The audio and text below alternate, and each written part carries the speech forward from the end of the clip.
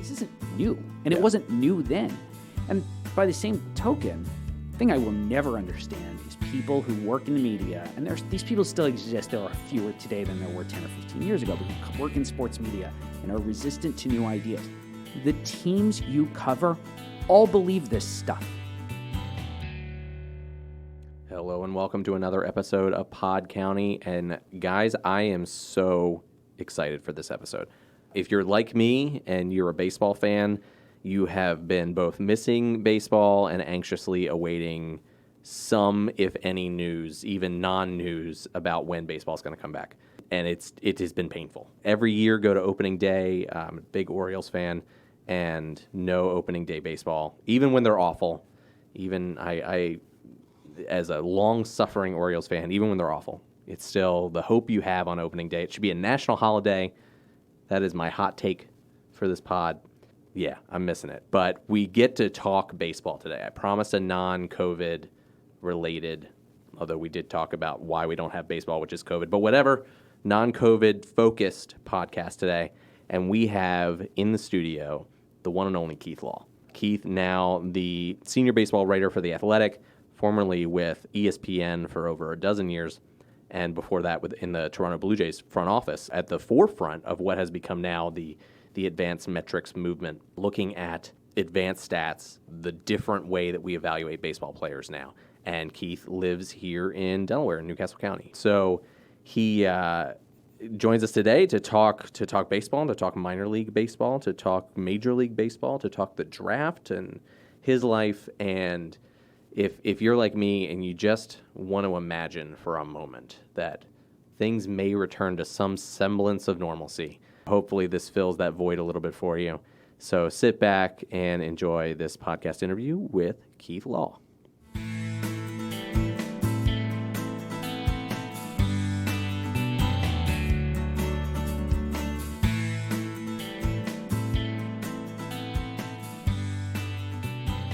My dad has become a puzzle person, and they were trying to order a puzzle, and they said this puzzle company had never been more busy in his 25 years. Yeah.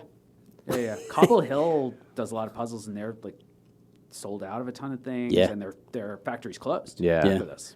Days of Nights, they have a whole back room that is nothing but puzzles. And my in-laws are from Canada, so they come out once a year. My father-in-law loves to get my wife a puzzle every time, because it's a thing in their house, the Christmas puzzle, right?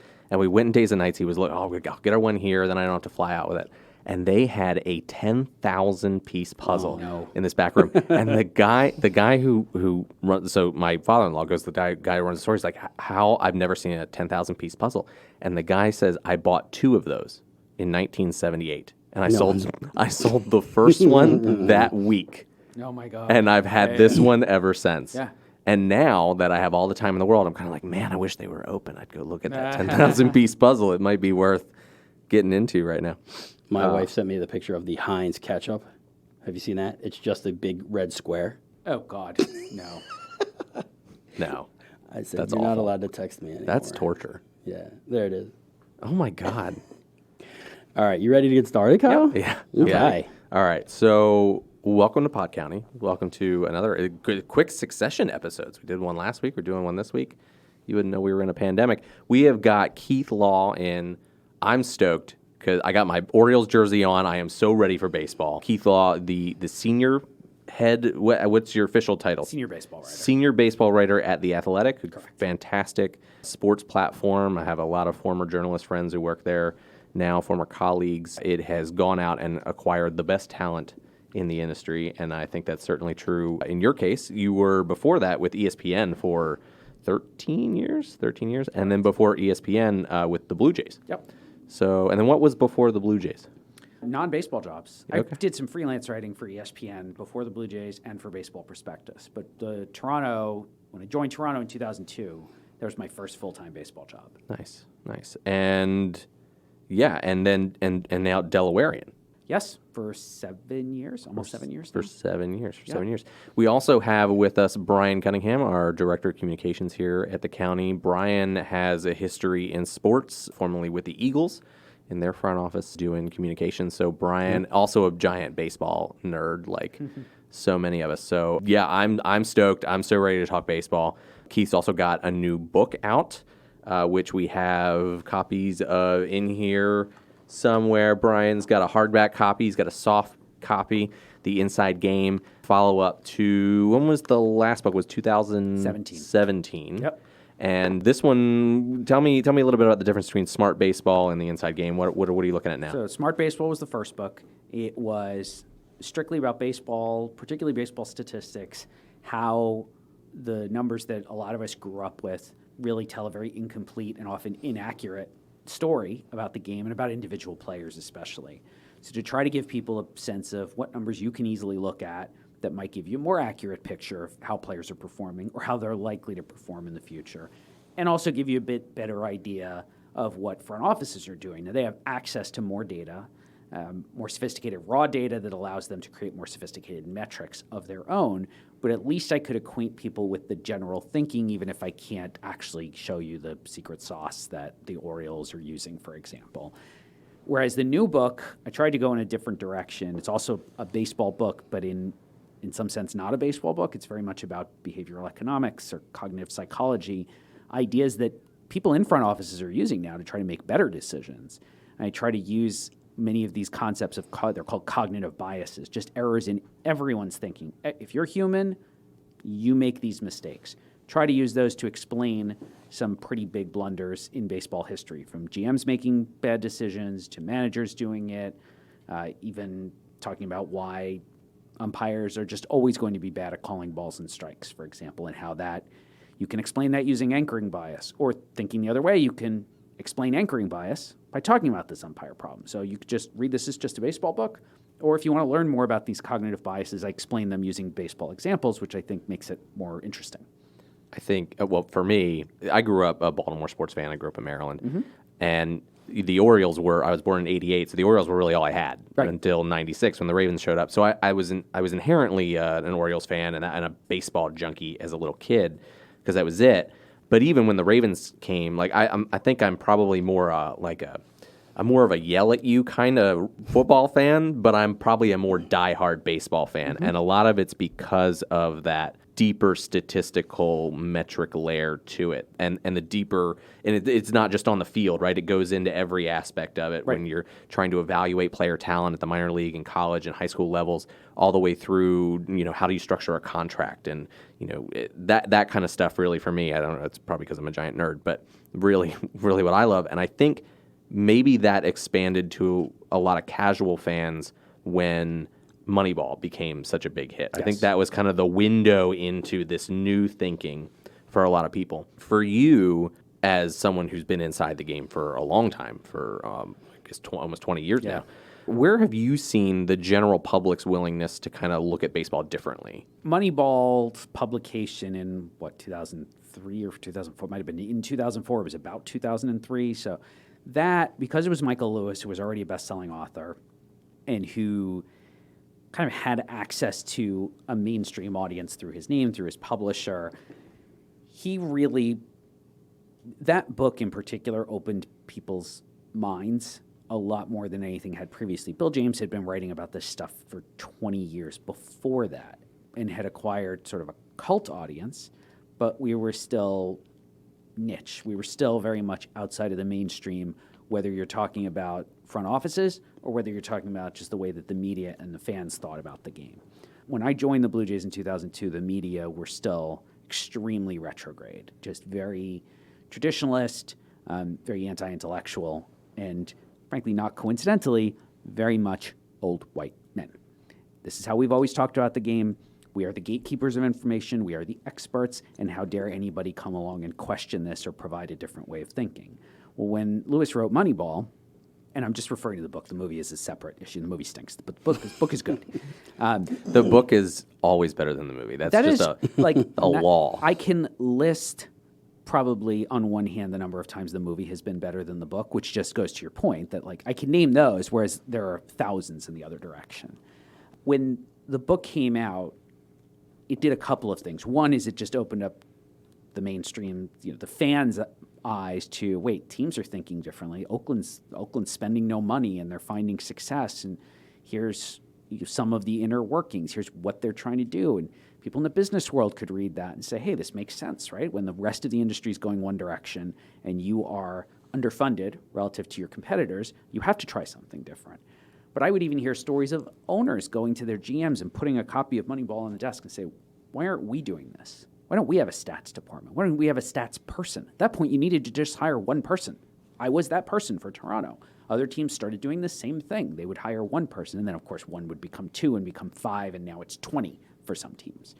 But that, I think, really burst the, sort of didn't just open the door, but knocked it down completely, because it never stopped from there. And the second thing that helped after that, around 2005 or 2006, I think 2005, Major League Baseball introduced Pitch FX, which is the preceding system to StatCast now.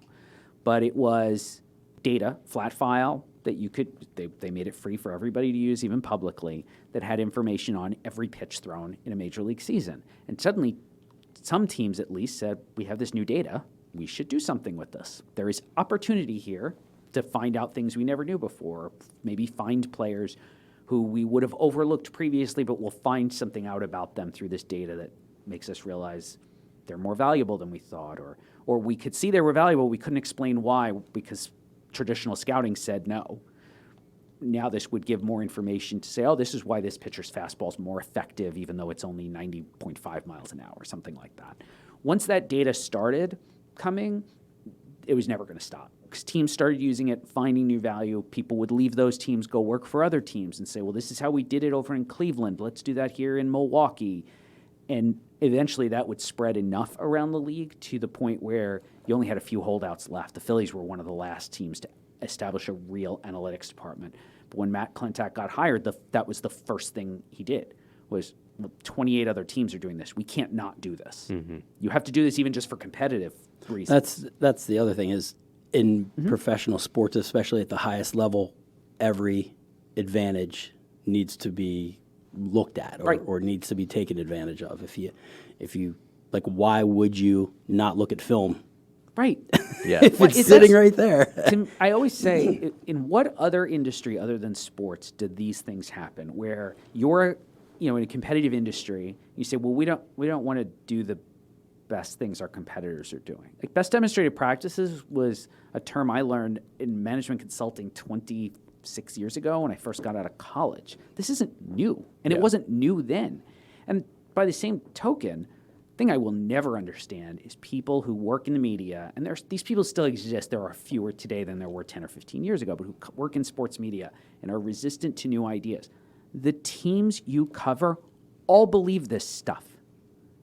You don't really have the right to not be aware of it. You can disagree, but you can't remain ignorant of it. You cannot be out there preaching pitcher wins or fielding percentage when the team you cover, I don't care who you cover, the batting whole average league, they're all past this. If you're using pitcher wins for anything, that has got to be the worst stat in the history of stats. I would go with the save because the save did more damage. The save changed how teams used pitchers and how teams built rosters and created this whole idea of the one-inning closer. And I don't think that's done anyone any good, including the pitchers. It's made a few pitchers very wealthy, so I guess it's done them some good. Mm-hmm. But I think the paradigm of bullpen usage that we've had since the advent of the one-inning closer 30 years ago has probably just gotten more guys hurt. Yeah. Because it's like, no, it's a save situation. He has to pitch. Well, he's pitched the last 2 days. I don't care. He's the closer. He has to pitch today. Most guys can't survive that kind of usage or just can't survive it for long. And so you get these very short, most closers just don't last. They'll have a short peak, and then they'll break down or wear down, and they'll just get replaced by somebody else. So I would imagine you're a fan of the new non-specialist rule. The relief pitcher has to face X number of batters. I was okay. So they made it 3, right? You have to face at least 3 batters. I was okay with 2. My big thing is the mid-inning pitching change. I want to see fewer mid-inning pitching changes because a lot of them are not needed. And it kills the tempo of the game, too. Yes, and this happens in college a lot. Like, it's 5-1 in the top of the 9th. Why are you going for the lefty specialist? Like, settle down. That's the stuff that drives me nuts as a fan, not even speaking as a member of the media or as an analyst or anything. Just as a fan, that's when I reach into my bag. I always have a book with me. Anyway. I have a book in the car right now. I just didn't bring inks. I knew I wasn't going to be. I'm waiting. glad you're not reading a book during our interview. No, usually I'm waiting, right? You go Right. anywhere, you're Right. waiting for Right. something, doctor's office, grocery store, Right. whatever. Especially now where we're waiting in lines to go into the grocery store. Right. If I'm by myself, I have a book. So that goes It knocks you. It knocks you out of the game if you're. Yes, you were that's saying right. you're yes, at the game. I bring the and book a out yeah. of the. I have the book in my scouting bag, and that's when I reach for that because it's 3 minutes minimum till we resume. It's like when there's a fight. When there's a fight at a Right. baseball game, I'm Right. like, I'm out. I was here for the baseball. I Right. wasn't here for the sweet science stuff. Just, I'm here for the. But Not, that's not a fan of the brawls. no, it's stupid. It's stupid. Grow up. Grow up. Come on, guys. Can I take you back to 2002 when you were Sure. looking at? I guess you were in the beginning of the analytics. We were pretty early. We weren't the first, certainly. Right. But we were early. Agreed. So you were working in private industry or private Yeah. corporations. How do you end up? And people would ask me this about my job. How did I end up, in a NFL team? And it's usually dumb luck and a couple of weird. Were you at a winter meeting? What were you doing to end up with the Toronto Blue Jays? The shortest version, I mean, dumb luck is absolutely the number one reason. But the shortest version is I knew some of those guys in Oakland because they were reading us at Baseball Prospectus and ESPN. Which is a mandatory if you're in a fantasy baseball or rotisserie baseball, whatever. And working so, on that. especially then, that was it. Now there's lots of sites. Right. And it's not the first destination, I would say, if you're looking for analytics-focused writing, but at the time it was the only destination for it. And ESPN started to just sort of get into that because there were people at ESPN who were very open to, they had the insider subscription product. It was one of the only sites that asked you to pay back then. So they said, we need to differentiate ourselves. So that's why they were reaching out to other writers. And that was one reason. And there were a couple of guys in Oakland who went to the same college I did. Paul DiPodesta was a year behind me, and Dave Forrest, who's still there as the GM, was 2 years behind Paul. So at one point, all three of us were at school at the same time. And so I got to know them just kind of through the alumni network. Was Theo a Harvard guy too? Yale. Yeah. Safety school. Got it. So Ouch. we were all there at the same time, and so had that sort of natural connection. We just talked. We weren't incredibly close, but we talked. And so when one other member of that front office went to Toronto, JP Ricciardi, I had kind of a bit of a natural connection with many, many people in common. And so JP was looking for someone to do the job he eventually hired me to do. I was at a point in my life and career where I was open to taking a risk like that, and it just kind of, the timing of everything just sort of worked out incredibly well. And even though it wasn't the ideal experience there necessarily in Toronto, and by the time 2006 rolled around, I was ready to get out. I didn't like a lot of things about it. I'm also incredibly grateful for the fact that that opportunity taught me a ton and enabled me to move to this career, which is the one I really feel like I belong in. Backing up, young Keith. Tell me about where were you born? What was your focus when you went to school? When you were growing up, what did you want to be? I was born on Long Island and grew up there. Lived in the same house until I was 17, left for college. I was not an athlete. I was very much a student. Liked kind of all. I didn't like school. I liked learning, and would often just teach myself stuff. Probably loved math more than anything. Just spoke it. Like it was just very natural to me. It still drives my daughter crazy, and my daughter's good at math, but she's like, "How do you do that in your head?" I'm like, I don't know, right? I've been just doing it, right? I could look at a quadratic equation and be like, "Oh yeah, I got that." She's like, I don't understand. I'm like, I don't know either. It's just, right? I don't know how I can still do that. It's not like I use quadratic equations in baseball. We don't really square anything in baseball. That's one nice thing. It's a lot of linear math. But in terms of what I wanted to be, I never really decided on anything. So, I should be, because people were constantly telling me I was the good student. Oh, you should be a doctor. Oh, you should be a lawyer. Oh, you should be this. You should be that. Okay. I didn't know anything. And I was the youngest student in my class the whole way up through grade school too. So I was very suggestible. And it's like, oh, you should be a neurologist, you should be a neurosurgeon. That's what all the smart people. Okay, sure. Didn't really have a grasp of what any of that stuff meant. The funny thing is, I don't know if there was ever a point in childhood where I said I wanted to be a writer. And yet now I can't imagine being anything else. Yeah. No, I was same scenario when I was in school.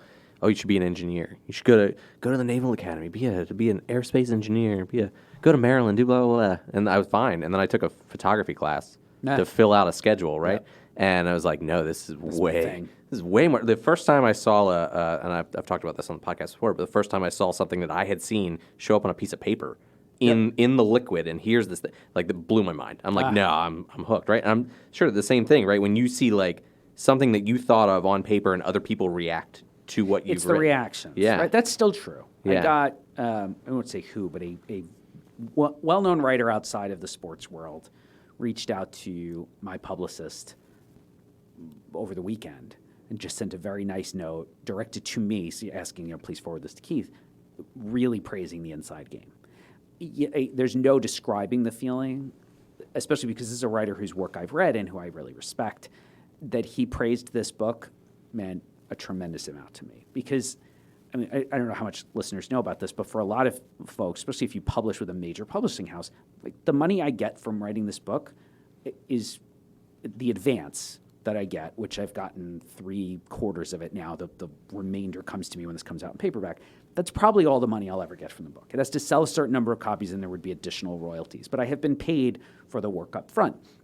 So, what I can get from it now is that sort of psychic value of people praising the book, especially people whose opinions really matter to me, people within the baseball industry or writers from other fields, but whose writing I really respect, or whose other aspects of their career I really respect. And it's that kind of feedback that really drives me and provides the satisfaction, because otherwise it's just, I wrote words for money. And I mean, that's true. Obviously, it's what I do for a day job, but that only gets you so far, especially with the amount of work that is required to write any book. I'm sure some people just do it for the money, but that's kind of not enough. I can't imagine trying to write something like that for the dollar. I guess at some point when you got 10, 15, 20 books in, and the words just kind of fall out of your head. And maybe they're not so much work. I mean, I don't think James Patterson puts a lot of work into his books, right? Aren't they all exactly the same? Where he just hires out other people to write books and publishes them under his name. Fine. That's a business model. That's his choice. It's not me, certainly. And if I get to that point where I'm just writing for the dollar, I'm probably doing the wrong thing. I guess I'm really lucky in that 13, 14 years in, that's not me. And then I was able to write 2 books. And there were definitely points where it's like, I have to get this done so I can get paid. But it's just not enough, especially because I was not relying on this book to feed the family, too. I have a day job. I was writing this on the side. So it added to the challenge, because I was trying to write this as I was also trying to maintain a day job. But the flip side is, I didn't have that specific pressure of, I do this or we don't pay the mortgage. Right? Yeah. I'm sure for people who just write books, that's a different feeling, where I have to complete this so I get the check so it pays for that. I am privileged that I'm able to say it's positive feedback that's driving me more than the need for the advance check. I've always felt like when you reach the point that your name on the book is bigger than the title of the book, then you've probably stopped putting a lot of effort into what's in the book. That could very well be true. Yes, I am not at that point. I'm looking at the book now. My name is in much smaller font. Yeah, you're probably rocking like a 24-point font on that name compared to like at least a 72-point font. What font is that, by the way? It looks like a nice Helvetica. I was going to say, as long as it's not Comic Sans. Yeah. Oh my God, that should be a crime against humanity. You're not a kindergarten teacher. I have seen people like write important things. In Comic Sans, like in government. No, well, the Cleveland Cavaliers when general LeBron manager? left. Yeah, the owner. The owner. Gilbert, right? Yes, that's it. But he did that on purpose. I don't know. So he said. Right? Here's the thing, right? It's not like the president. People saying the president was just being sarcastic. Yeah, well, okay. Dan Gilbert lost his mind with that. I still have in my basement one of the LeBron James. I'm not even I went to school in Ohio, not remotely a Cavs fan. All my roommates were huge Cavs fans. It drove me insane, especially because I was a Wizards fan at the time, and it was the one time the Wizards were good. The Arenas, Butler, Jameson era. Those are names. Yeah, yeah. I don't know the sport. That's good. Yeah. But he took all the remaining, because I think he also owned Fathead, all the remaining LeBron James Fatheads that they had, and sold them for $17.60 or $17.78 or something like that, because it was the year Benedict Arnold was caught by the Revolutionary Army betraying. So between that and then the Comic Sans release, it was like he has lost all sense of reality. Yeah, not his best. No, that was a stretch. So anyway, back to Keith Law. Sure. So you could have been anything. You could have been a contender. Now I'm a bum. You were leaving high school, and where do you go and what do you major in? Went to a little liberal arts college in Cambridge, Massachusetts. Started out as a government major, which is their equivalent to political science. They don't have political science. And I would say government, one of the problems I had in their government major, which I stuck with for just a little over a year, was that it's more political philosophy, and it meant reading a lot of very old texts, all written by old white men. And I love to read. I read about 100 books a year. That killed me. I think it was Samuel Huntington's Clash of Civilizations. I was like, nope, we're done. We're done. And we're done. And we're done. We're going to go do something else. Wanted to switch to straight economics, but because of the various class requirements, like just basically technical difficulties, I couldn't do straight economics and still graduate on time, so I switched to sociology and economics as a joint major, which allowed me to get all 15 classes I needed to be done and still get all the core requirements. You just don't have a lot of choice at this school that shall not be named. And so did that, graduated, went to work for a management consulting firm for a couple of years. Didn't love it. It was, a good experience. It was a good work experience. It was not a good experience on a personal level. That kind of job is a bit, they're sort of using you up and spitting you out. You're paid well for that, so I can't complain too much. However, it was certainly not intellectually stimulating work. Wasn't sure what I wanted to do, but a lot of my colleagues there left for or had already gone to business school. And I thought, well, this is something I could probably be good at math, good at money stuff. Went to business school at the Tepper School at Carnegie Mellon, had another name at the time. It's now the Tepper School. Spent 2 years there and left and ended up, it was kind of the peak of the tech boom. I graduated in 99, went to work for a series of startups. First two really never went anywhere. The last one eventually got bought, and I got a tiny amount of money from that. But none of it worked out. None of it was great for me personally. None of them really allowed me to do things I was really good at.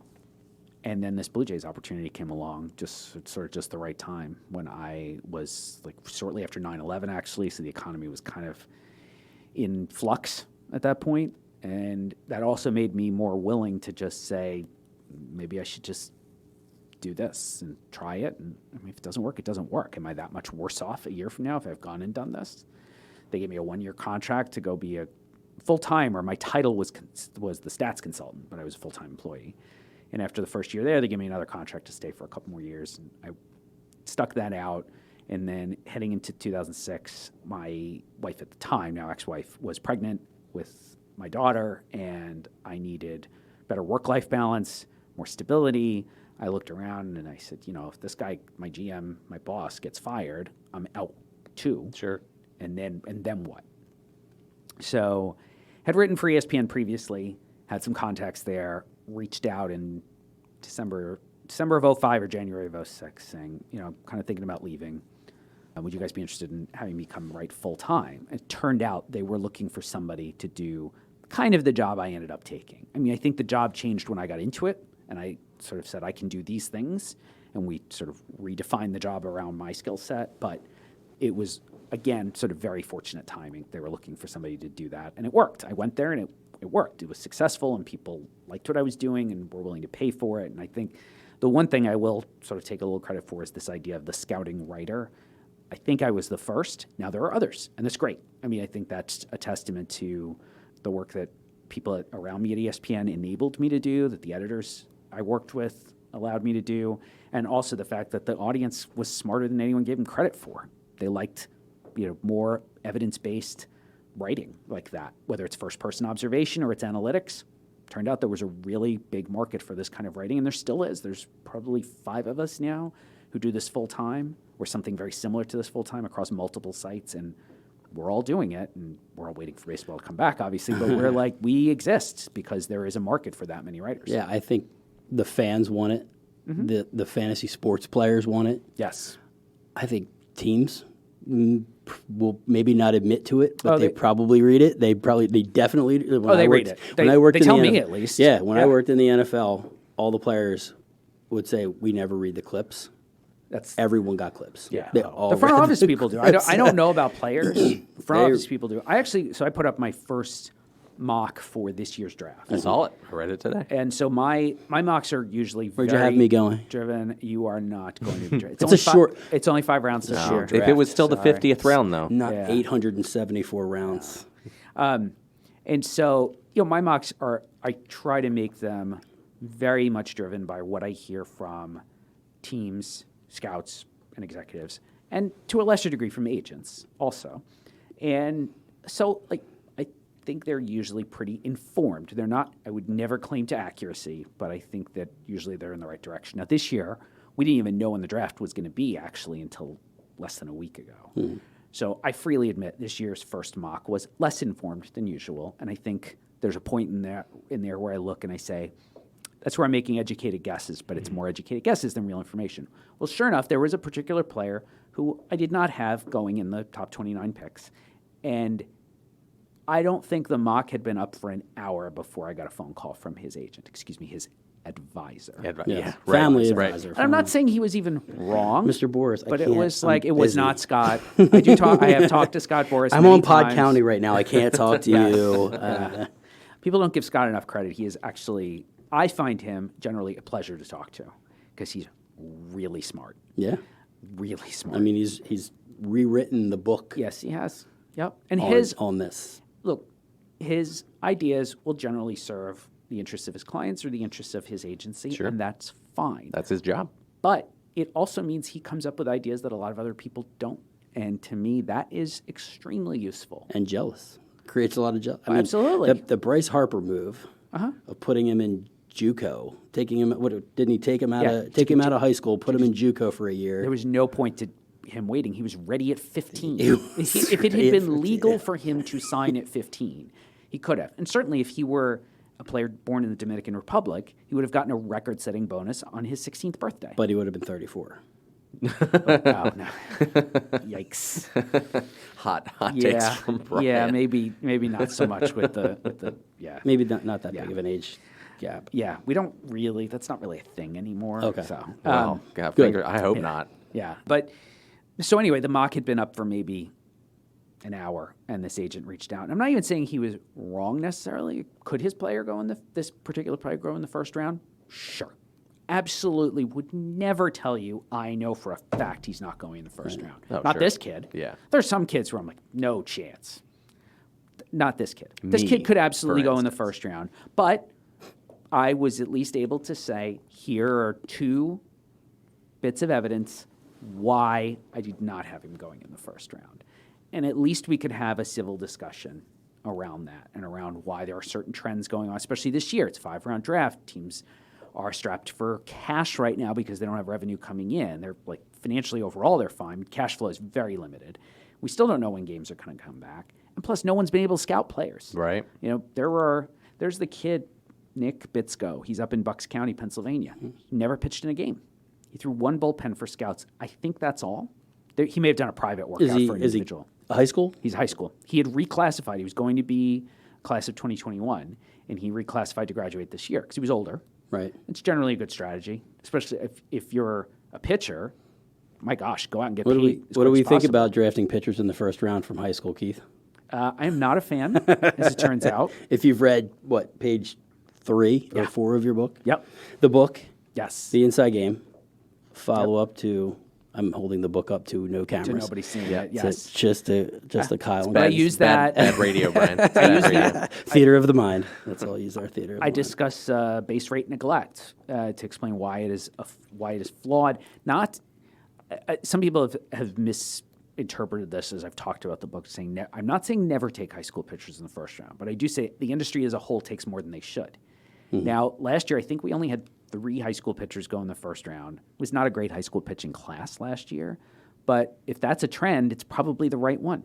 We should be taking fewer high school pitchers in the first round. This year, my mock yesterday, I only had 1 going in the first round because it's a really good college class, and teams are terrified. They don't want to risk, in this year of all years, I'm not going to risk taking the high school pitchers, the riskiest class of player in the first round. I'm sorry to interrupt. No, you. that's fine. It's fine. When I was reading that chapter, I kept going back to then you're going to maybe it's just what round, because when I think if I'm a general manager and I'm looking at a pitcher who's been through 4 years of high school, 4 years of college, 3 years of college, the mileage on that arm, it's a concern for sure. But we talked about college coaches who would run pitchers out there. That's 9, 10 innings in one. I think one example you gave. Oh, the Austin Wood Was Mike that like Belfiore 14 game. innings or something like that? A relief pitcher who had not gone more than an inning and a third the entire season through 13 innings, and sure enough, blew out his shoulder later. And the coach who actually, Augie Garrido, has since passed away, but I rode him and the other coach, Mick Aoki, who's now the head coach at Notre Dame, pretty hard for a long time. Like, you did this. Yeah. You knew it was wrong, and you didn't care because you knew in a month both pitchers would be somewhere else. That's the moral hazard. That's moral hazard. Yeah. It's like, I don't care if I break him. Right. In fact, coaches have college coaches' true incentive is to basically get every last drop of blood they can from every player. And if they break down the day they enter pro ball or just graduate, so what? Not my problem. And there's nothing anyone can do about it. And that's, I've heard stories, and I've actually been part of them, where coaches will purposely not nominate players for postseason awards, especially in the Northeast, where they're scouts in the Northeast, but they purposely don't nominate players for postseason awards, especially if they're juniors or sophomores, because that raises their profile, and that means they're gone a year earlier or 2 years earlier. Yep. So, there could be infighting between a college SID who says, Keith Hall hit 15 home runs last year. Why are we not? He should be all conference first base, and he's like, yeah. So I look. Nobody's heard of him, and I would prefer not to put him on the radar. That's part of why teams using stats, when I was with Toronto, it was really just a matter of collecting the stats. But now they have better data on a lot of these college guys. Those guys aren't slipping through the cracks anymore. Right. You can't hide that guy. The Cardinals and the group that went from the Cardinals to the Astros, some of whom are now with the Orioles, they created a lot of value by finding some of those guys in later rounds, by finding small college relievers, small college pitchers who could become major league relievers and sign for $1,000 in the 30th round. Now you can't really do that anymore because all teams are looking for those guys, which is part of why I think ultimately we'll never see a 40-round draft again. I think after this, they might go back to 20, but I had an executive tell me we don't need a 40-round draft because the guy you're taking in the 30th round, there are no secrets down there anymore. Right. If you got a guy in the 30th round who ends up in the big leagues now, it was some super raw high school kid where he just exceeded all expectations, you just got lucky. Where there's no broadband internet. And no one. You do get those kids out of it's actually not not what you'd think. It's not the deep south or anything. It's the cold weather kids. Mm-hmm. Those are the ones where we just didn't see them. The North Dakota. Yeah, there was a kid in the. We'll see if he turns into anything. The White Sox signed a kid a couple of years ago in the 33rd round. 2 years ago, Bryce Bush had a huge first summer. They ran him out to full season ball last year, and he just wasn't ready. Now we'll see. We'll see when they. Obviously, he has to play again. Sure. He's only 20 at this point. But he was from Michigan. He just wasn't scouted a lot. He probably, when he was scouted, what was he facing? A couple of kids throwing 68 miles an hour? Those guys are really hard to evaluate. In 40-degree weather, 35-degree weather. And teams just, you don't even want to go see those guys until the second half of April. Yeah. So you get about a month. And the scout doesn't want to sit there and freeze his butt off. Playing on a field with no outfield fence, And if you were in the it's a lot area, of Delaware fields, right? Yeah. This is a little inside baseball, but if you're the area scout and Michigan is part of your territory, you probably also have Ohio and Indiana too. Yeah. So how much are you going to drive way up into the LP of Michigan when you probably got a bunch of other college guys you need to go back and see anyway? Right. Sure. So there's natural inefficiencies to some of those cold weather areas. You'll still see some of those kids, late round picks, blossom like that. There aren't that many of them. And you know what? If you shorten the draft to 20 rounds and the area scout really likes that Bryce Bush kid from Michigan, you'll sign him in the 17th. We're not going to lose that kid. The other thing about changing the length of the draft might have something to do with the contraction of minor league baseball teams. Oh, there's no question. Major League Baseball is trying to hit that both ways, right? If we reduce the number of teams, we can just shrink the draft. And if we shrink the draft, we could say, well, we don't need these teams anymore. We don't have the players. Yeah. So it works both ways. Major League Baseball is going to ultimately get what it wants. On minor league contraction and realignment, I am with them about half to maybe 2/3 of the way, but that last 1/3, I'm way out. There's a lot of what they're doing that I really disagree with, including the complete elimination of short season leagues, like Aberdeen. They will still have a team. They're going to end up in a full season league, but that league they're in now, the New York Penn League, I think is great. I think it's great for scouts. I think it's great for players. You may need to move or eliminate some franchises, but if a major league team wants to still operate at a minor league affiliate at that level, they should have the right to do so. And I'm afraid that that's going to go away entirely. Well, and being able to take your draft pick, especially your top, 5-round guys, and send them straight there. Your college guys. Yeah, for sure. Your college guys. Yep. Because you're going to send the high school guys to rookie ball. To GCL. Or GCL, for sure. To GCL. It's funny talking about those later rounds. And so our former intern, Sam Komet, she's now, I think right now, probably running a live stream for the governor. He moved on to the governor's office this winter, but Sam was I think a 26th round draft pick of the Cardinals. Oh, okay. Out of Winthrop, then blew his arm out, and as one does, and that was it. But I was texting Sam, and he was super bummed that he wasn't here today because he was a big fan. So doors always open, Sam. So talking about later round guys, well, not literally. I was going to say as long as he stands 6 feet away. But he really fit that mold of smaller guy. Yep. And signed for a grand probably. He was probably a senior. Yeah. Right. Yeah. And then signed for a grand, and then you'd send him. Now, a kid like that, you might send to the Gulf Coast League, but otherwise you could. Like they have a team in the Appalachian League. They could have sent him there. The level between the Gulf Coast League and the Sally League. So like between the GCL Orioles and Delmarva, the Delmarva Shorebirds, everything between there just goes away. Sure. And the Orioles have 2 affiliates. They had Bluefield, I think was still them in the Appalachian League, and Aberdeen. Those just go away. I think that's a lost opportunity. We're gonna hurt the development of some players, because they need that interim step. The 19-year-old high school kid who just isn't quite ready to go to full season ball, or some college kids, like your first round, Adley Rutschman, he finished the year at Delmarva because of course he was ready. Right. The college kid you take in the 8th round may not be so polished. Maybe he needs to go to a short season league for that first summer.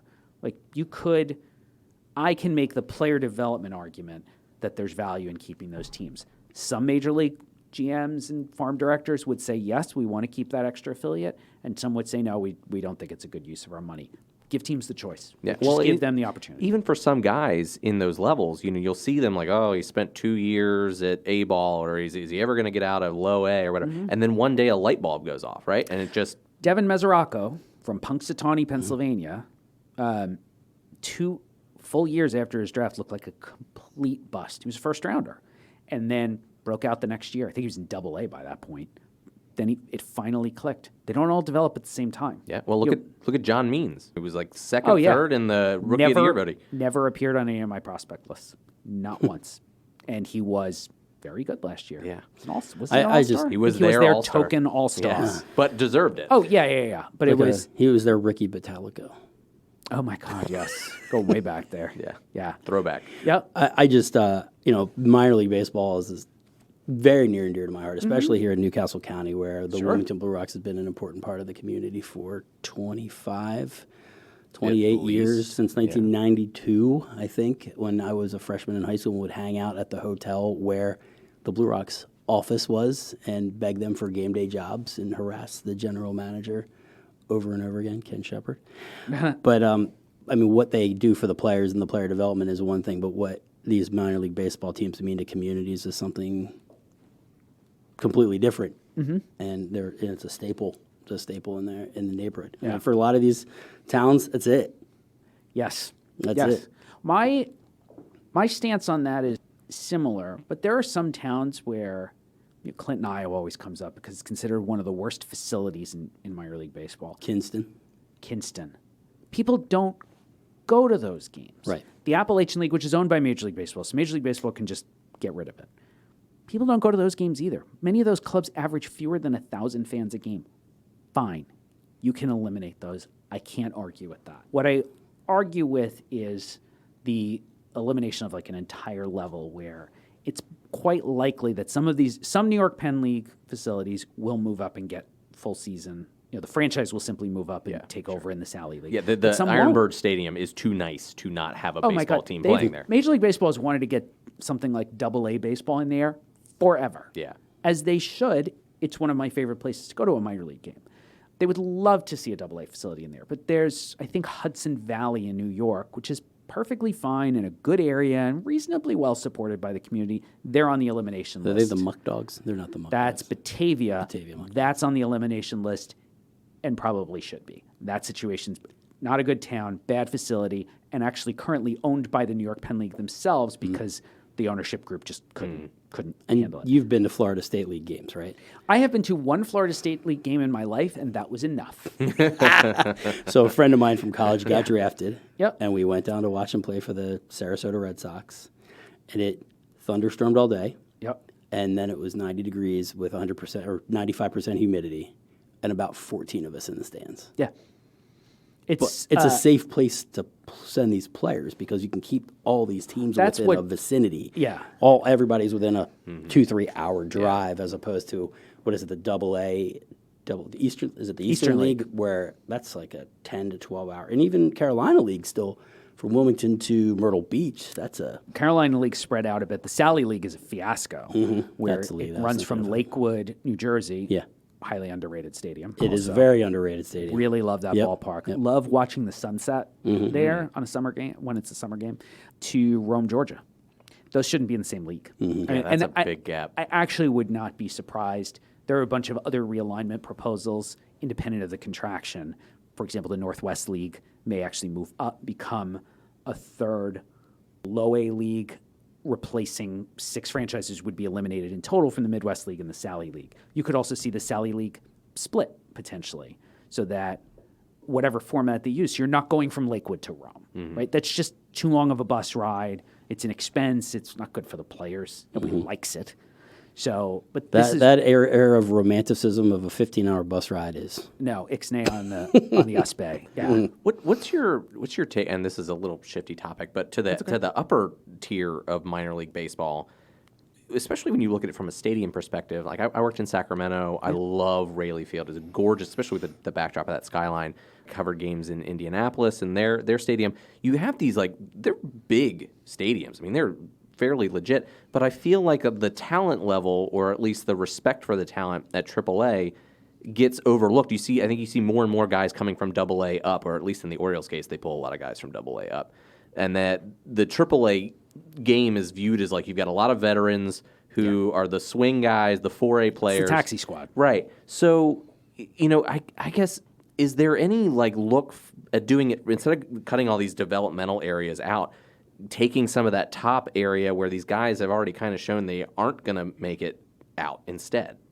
Teams no longer, most teams would tell you they don't want to send prospects to AAA for a variety of reasons. They'd prefer low A, high A, AA to the majors. There are plenty of exceptions. The Phillies, for example, they really use their AAA affiliate as a AAA affiliate, as a minor league affiliate rather than a taxi squad. It does vary sort of team to team. I think if you see all this push through, the elimination of some minor league teams, you will see the undrafted kids, the kids who become undrafted because the draft shrinks. Some of those kids get pushed to independent ball, and then some of the older guys who might have filled out AAA end up pushed out to independent ball or just to not play anymore because one of the baseball ideas, as opposed to the money-saving ideas, one of the baseball ideas behind this minor league contraction is to essentially be more prospect dense at each level. You're not, Major League Baseball would tell you, we're not getting rid of prospects, right? We're getting rid of the guys who have no chance to get to the big leagues, who are there so the prospects have people to play with. I'm somewhat sympathetic to that idea. I think it's probably an oversimplification, and there are players who were not supposed to be prospects who ended up becoming big leaguers. So we're going to lose somebody somewhere in there. But I think that's what you'll end up seeing happen at that AAA level is that hopefully they would get younger, and that it does hurt some of the 31-year-old who's maybe been to the big leagues once or twice and is trying to get back in. Maybe he has to go play in the Atlantic League or one of the other independent leagues. Yeah, I guess that's kind of what I was getting at. You have this infrastructure investment. These stadiums are legit, but the interest, it seems, isn't so much there in drawing from. But that makes a lot of sense. If you're gonna eliminate some of that bottom, you're gonna push the talent up. That's their hope. We'll see how it plays out, because also you can't, like we were saying 5 minutes ago, you can't make that 19-year-old be ready for low A when you want him to be. Right. He's ready when he is. And I think even if you push some of that talent into the independent leagues, I mean, I worked in Evansville, Indiana. I loved going to Otter Go games. Otters. Frontier League. And the Frontier League just expanded. But Yep. yeah, I mean, Bosse Field's like the third oldest stadium in baseball. League of Their Own. League of Their Own was filmed there. That was the home field for racing, I think, in the movie. I mean, you go and you could watch, and I don't know where I'd put the talent levels. Maybe it's between A and AA in terms of skill, but like you can go watch a game and sit first row for $8. I mean, Right. it's a good time. Yep. So hopefully pushing if that happens, pushing more of that veteran talent into those leagues might build those leagues up. You might get more investment Well, and there. it would be better for. It doesn't help the players necessarily. It's better for those leagues. Teams would scout them more. They'd be more likely to sign some players out of there. Sure. I think if they saw them, it might actually be better for the players for the players who were good enough to get back to the big leagues. They're better off in that scenario. It's the guy who was good enough to be essentially a taxi squad guy, but probably isn't going to get to the big leagues.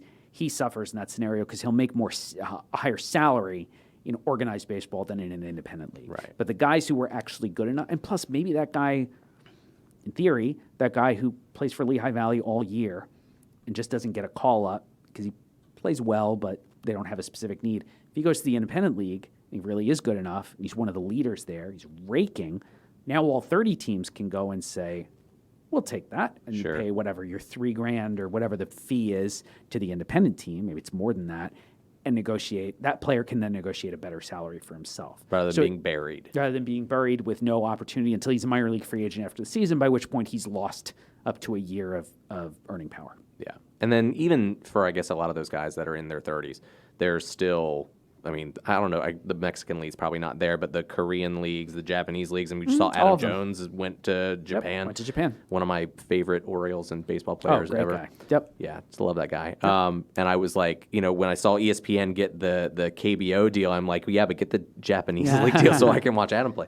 So we talked a lot of draft and a lot of minor league baseball, but I guess this is all moot if we don't have a Major League Baseball season. So Yeah, and I don't know. I don't really have any answers. you're not calling the commissioner. I've talked to people on both sides, but there's nothing right now. That's the problem. And this is very much it's far more a public health question than anything else. Sure. And so, I'm listening to the experts. I had one on my podcast a couple weeks ago, an infectious diseases expert. He was actually fairly optimistic that there would be a season. It depends on a lot of things some things that are within baseball's control, like setting up medical protocols and safety procedures that satisfy the union, and some are not. Arizona is reopening. Their RT is still well north of 1, and they're already starting to reopen. What are they reopening now? Fitness centers and pools. So if their case rate starts creeping up again, what does baseball do if you can't go to Arizona, if you can't have training in Arizona?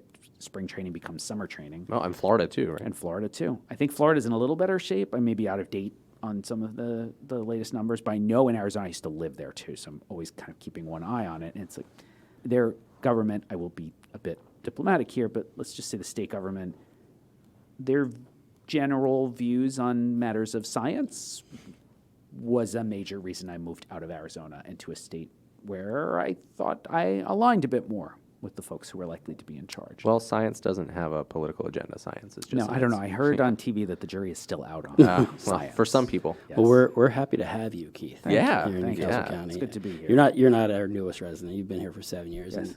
And Delaware authors are kind of having a little bit of a moment right now. Charlie Brandt, who wrote "I Heard You Paint Houses," had a massive movie called The Irishman. I don't know if you've heard about it. Made out of that, but Yeah. Thought it got snubbed. I don't know. so long. No? It was fine. It was long. I would have taken Parasite. I may actually still be watching the movie. But isn't that a requirement? If you make a mob movie, it has to be at least 3 hours long. Well, Scorsese, if it's under 3 hours, Right. Did Then you you even mustn't make? try. Did you even make a movie? I was a Parasite guy, so I was very happy with the results. Parasite is legit. Yeah. I can't even remember who I was pulling for at the time anymore because this wasn't that long ago, That right? was 6 years ago. It was so long ago. This March was a full year. March was the longest decade of my life. Yep. Keith, what do you like about Newcastle County? What do you like about living here? It is, honestly, the biggest thing for me is that I'm in the middle of everything. I have the advantages of living in Delaware, of living in a nice suburban area that's pretty quiet. I like the no sales tax. I won't lie about that. Hey, it's working out pretty well for us right now that sales of everything have stopped. Right. Like, we're not necessarily That's hurting true. from that as much as we are the loss of true. income tax. But That's true. Flip side is I'd like to see some more money in education here, but I will say, like, from a quality of life perspective, within 2 hours, I have all of these major cities. I like the city of Wilmington. I am thrilled that Bardea is back doing takeout. We already ordered from them once. We're planning to do it again. shout It's my out to Bardea. favorite restaurant here. Very good pizza. Very good. Everything. Don't sleep on the pizza. No, the pizza's good, but everything there is spectacular. Yeah. Like there's a lot of local businesses around here that I really like. It's a very comfortable community where we found a lot of people to support here and have sort of settled into the community. My partner is a Delaware native; she's born and raised, and so she's also kind of pushed me to get to know more stuff around here too. Because I'm so transient at this point, having lived in 5 different states. 1, 2, 3, 4, 5 different states. She encouraged me to sort of put down roots more and get to know more local businesses and local organizations. And you know what? There's a pretty good, vibrant, very supportive community here. So I feel like I'm part of something as opposed to just living in yet another suburban neighborhood. But also, I can be in New York in an hour and a half. Yeah. Right? DC, Philly. Yeah. DC, all of that. Oh, I got to Boston Philly. and a few. Pre-shutdown, I mean, I have the Philly magazine list of the top 50 restaurants in Philly, and we were checking them off. How many of these could we go to? And Yeah. love this one, hated this one. Oh, can't wait to go back to that one. I was this close to going to, what was this? Zahav. The new pasta place that the big restaurateur, not Stein, tiny little pasta bar, Italian restaurant that only had like 12 seats. Oh, really? With this massive like cash register from the 1890s. Oh, is it a Steven Starr restaurant or No, it wasn't Vetri? Star. It was Mark Fettry's. Okay, sure. Yeah, and it was in South Philadelphia. Oh, okay. It was harder to find a seat than a parking spot, and I that's bet. saying something in South wait, Philadelphia. God. His stuff is amazing. Yeah. And his Mastering Pizza cookbook is, I got a little like outdoor pizza oven, that wood pellet pizza oven, and his dough is the one I use for that. It's tremendous. His book is tremendous. You talked about living, in North Wilmington, and shout out to our library that's pretty close to your house. I go there all the time, or did. Yeah. Yeah, it did. Yes, good. I will. R.I.P. libraries.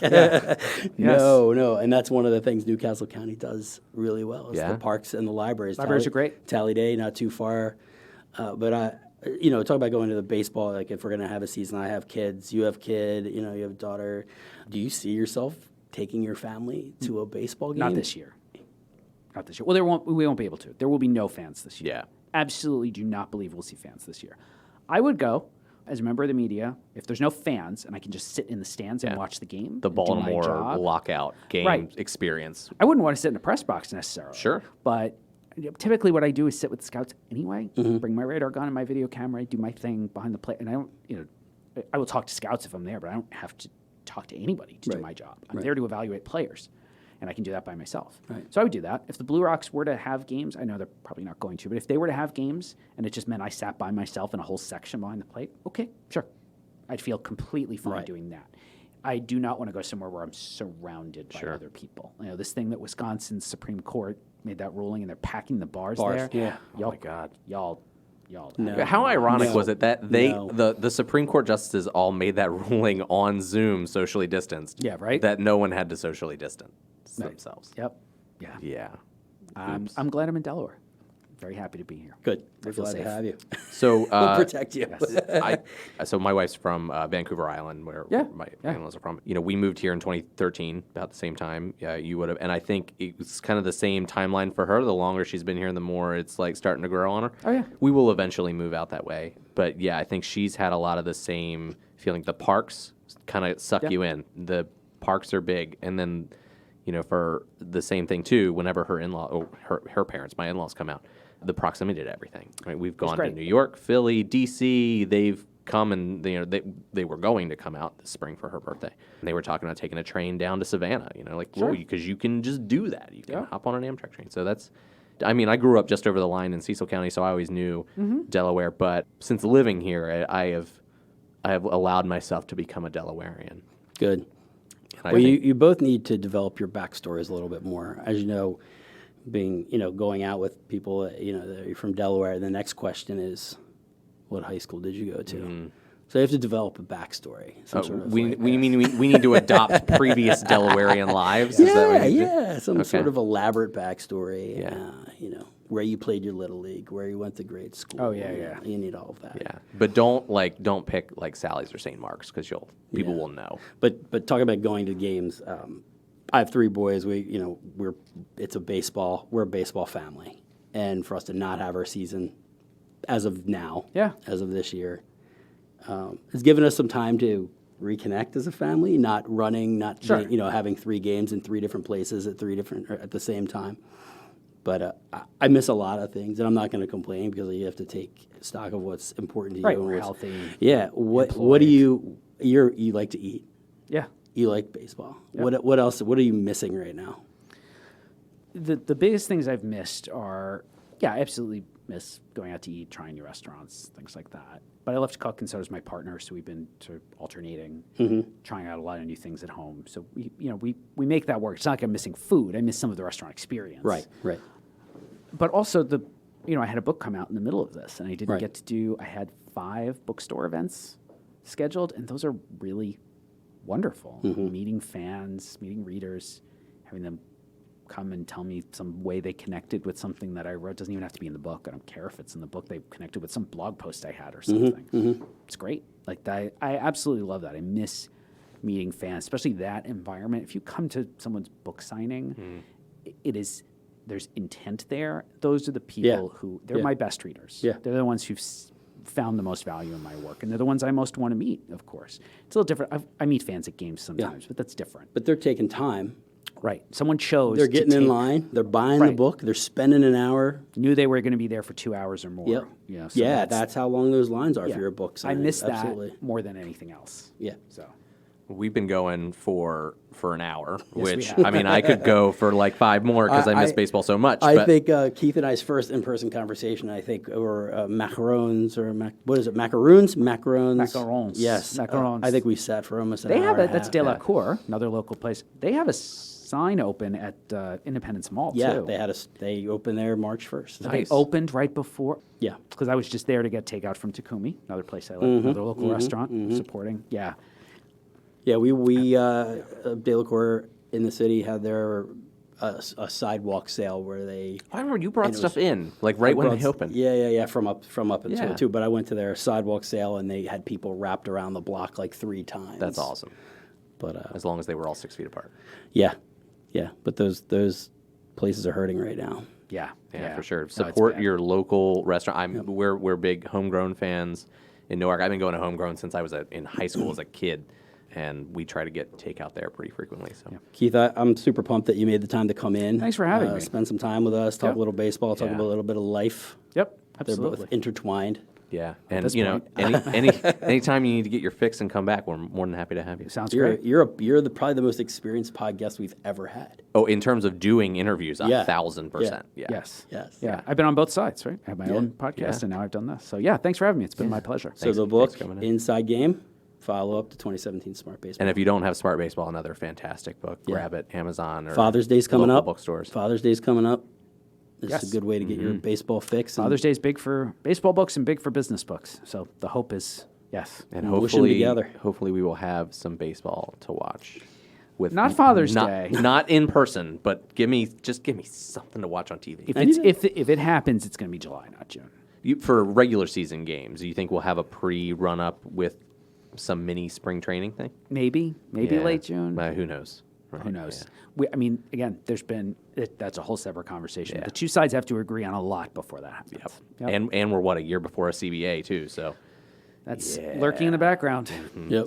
Oh, all right. Well, a topic for another podcast. They should be doing the CBA now while they're doing nothing. Yeah. Well, they have to settle this before they can do that. This is like a mini CBA. Exactly. All right, we can keep going, but Kyle. All right. Thanks, guys. Thanks, Keith. Thank you. Thanks, Al.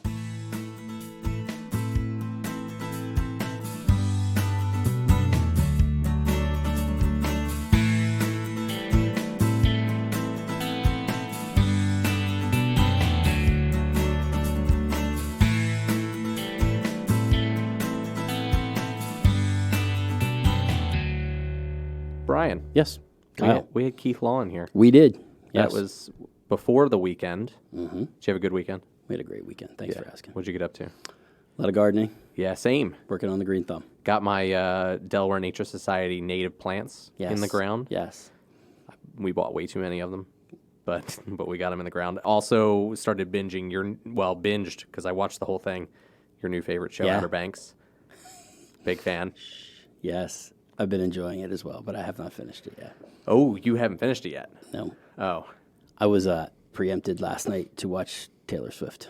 Oh no! What did she do? Like a free concert? They aired her pre-recorded concert from France, so it was good to see live music because I think that was the last 3 weekends before COVID I went to concerts.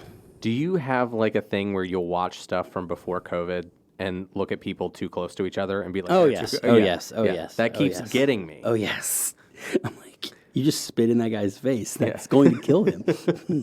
I know. It's like I keep having these momentary lapses where I'm like, no, why is no one spaced out? It's going to get that way with face masks at some point. Yes. People aren't going to be wearing face masks and we're going to be like, what's wrong? Oh, that's right. This was recorded from the before time. Pre-corona. From the long, long ago. Yep. Do you watch The Blacklist? I have not. Great show, going into its 8th season on NBC. But so one of their characters died. Brian Dennehy. Yes. Died. Big John. No, what was his name in Tommy Boy? Big Tom. Oh, yeah, Big Tom. Yeah, Big Tom. He died. So no one's really sure how that's going to get handled. They also had only shot half of the finale, and they animated the missing parts and had the actors voice it over from home. It was interesting. Like a cartoon? Yeah, kind of like comic book L.A. noir style animation. It was interesting. I could have waited, but who knows how long it'll be. And plus, one of the guys died. So, weird times. That's one way to kill him. Yeah, cartoon. so anyway, fact checking. Yes. Some stuff. Mostly ourselves, because we say dumb things. Keith knows. Frequently. Keith knows way more than we do about He's super smart. everything. Yep. He's a really smart guy. Very smart. But he's not like, some people are really smart and they like make sure that you know it. He's super chill about how smart he is. Yes. Every time I get near really smart people, I'm bound to say something stupid. Well, that explains most days for you. Thanks, Scott. Appreciate it. I love you. So we were talking about Dan Gilbert and his love of Comic Sans in a Rage press release he wrote. A little background, in 2010, LeBron James left the Cavs and went to Miami. That was his famous not 1, not 2, not 3, not 4 championships he was going to bring to Miami in the decision. Dan Gilbert was super mad. I don't know why, because everyone in their right mind saw it coming. Dan Gilbert was the owner of the Cavs. Well, is the owner of the Cavs. And so he issued a press release about LeBron James leaving in the Comic Sans font. And if you don't know that font, you probably use it, because anyone who does know it knows full well that it is the worst font ever made. Except for elementary school teachers. They're cool. Maybe, they can use it. Maybe for children. Yeah. But that's the problem, is it is a kindergarten font, and no adult should be using it. No for adults. CEO of a major ever. Sports franchise. But then I also mentioned that he, as the owner of Fathead, was selling the Fatheads of LeBron James that they had left. They were for $17.41. If you've ever ordered a Fathead, they are considerably expensive, hundreds of dollars sometimes. And he made them $17.41 because that was the year Benedict Arnold was born. I had said it was 17 something or other because of the year he was caught or whatever. But I was close. 1741 when he was born. Of course, none of this precluded Dan Gilbert from welcoming LeBron James back to the Cavs when they won their championship. It's all about tickets. All about winning and championships and tickets. Yeah. So that was a minor thing, but we wanted to make sure we had it right on the record. Yep. Now our listeners are smarter. Now you're smarter. Now you're closer to Keith. Now you know. And now you know. I mentioned Sam, our former intern. He actually was not drafted. He was an undrafted free agent. UDFA. Of the St. Louis Cardinals. So he was not taken in the 26th round, was what I said. I don't know where I got that from. But Sam was an undrafted free agent for the Cardinals. And when he showed up to camp and had his physical done, they found out he had a torn UCL, and they were not going to keep him. They told him you could go to independent ball and fix it, or not. And he said that's a long road to recovery. I'm going to go back to school. And then he wound up here, and now he's working for the state. So I think it's working out for him. Good dude. Wish him well. You were trying to remember when the Blue Rocks came to town. Their first season was 1993. 27 years ago. What did I say, 92? You said 25 years ago. So it's 20. That was last year. 27 years this season would have been there. Yeah, we don't know. You can fact check the fact check. The fact check and the fact checks. I mentioned Bosse Field in Evansville, Indiana. If you've never been to Evansville, Indiana, and I imagine most of our listeners have not, but it is a cool little town. Yeah. It's a little Wilmington-esque. It is the third oldest baseball stadium in active use. Professional Baseball stadium in active use after Wrigley and Fenway. And it is home to the Evansville Otters, an independent team. But it was, in the movie A League of Their Own, home to the Racine Bells. I was correct about that. And that's a big thing in that town. There's a Racine Bells Day. They have mascots. They have women that go around as like they're serving you in the boxes. They're dressed in the uniforms from A League of Their Own. It's a big deal there. You mentioned you mentioned like the Dominican baseball player age thing. And so background on this, in 2003, and I remembered this vaguely, but I had no idea it was this big at the time. After 9/11, INS started like really looking into foreign everyone in the country and a lot of foreign players in baseball. And they identified 550 cases, 99% of which from the Dominican Republic. This is according to an article in the Chicago Tribune from 2003, of fake birth certificates for players. And in some cases, they were using relatives' birth certificates as their own. One pitcher for the Padres used his sister's birth certificate and had convinced the Padres he was 24 when he was in fact 29 years old. Another player, Jonathan Corporan, had gotten a $930,000 bonus from the Dodgers because they thought he was a 17-year-old absolute fireballer pitcher. Turned out his name was actually Reyes Soto, and he was 21 years old. They knocked that signing bonus down by $800,000 for that. Yeah, that's tough. But they kept him. The fact that he lied about who he was not enough. They're just like, we're going to need some of that money back because you're 4 years older than we thought. Right. So He's a mature 17. Yeah. So obviously since then, the government has cracked down on that significantly.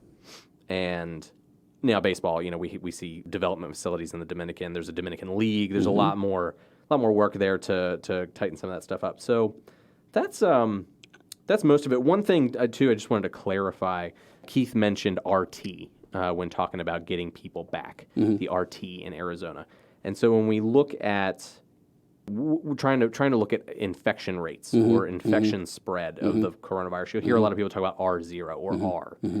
The lower that number is after the R, generally we're talking about the number of people that one infected person can spread coronavirus to, right?